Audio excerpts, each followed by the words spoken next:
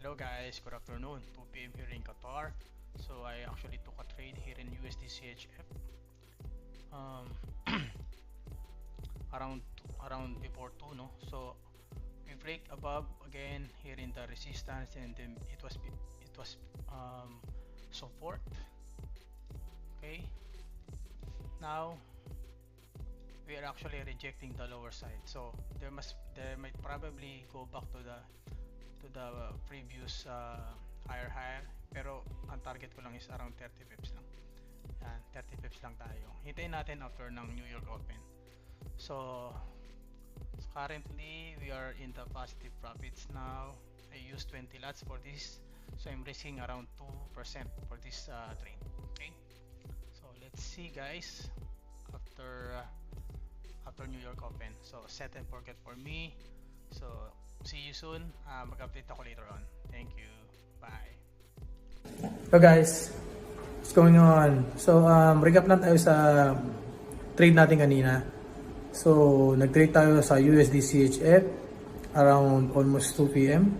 So it's already 4. I closed my trade since I already got 5% profits. So we still having need to take 3% sa phase 1 para mapasa natin. So check natin. So currently I closed my trade around this area, no. So around 20 pips. Okay, yeah, 20 pips kasi since meron tayong support dito sa area na to, no. Yan. So then actually inap na sa akin yung trade na yun yung 5% profit since tatlong 3% na lang goods na tayo, mapapasa na natin yung phase 1. So bakit nga ba ako nag-trade dito? Bakit ko ba kinuha tong trade na to kanina?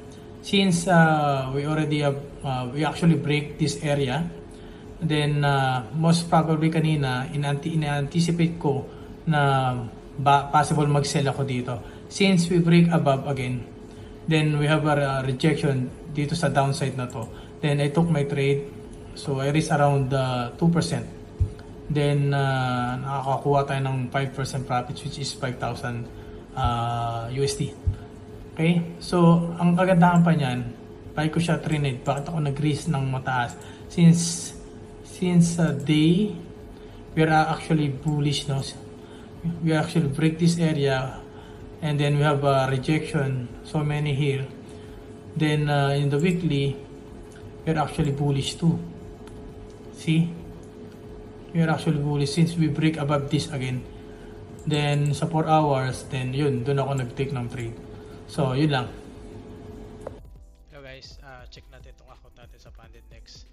So 100,000 challenge. So we did take trade kanina nung sa USD CHF. So we earned around 5,000 USD, which is 5% sa challenge natin. So we still need more 3,000 USD 3% para mapasa natin itong challenge na to. So ang nangyari kanina, no, sa trade natin, nag-trade tayo ng 20 lots, then ang risk reward ratio natin is 2.66.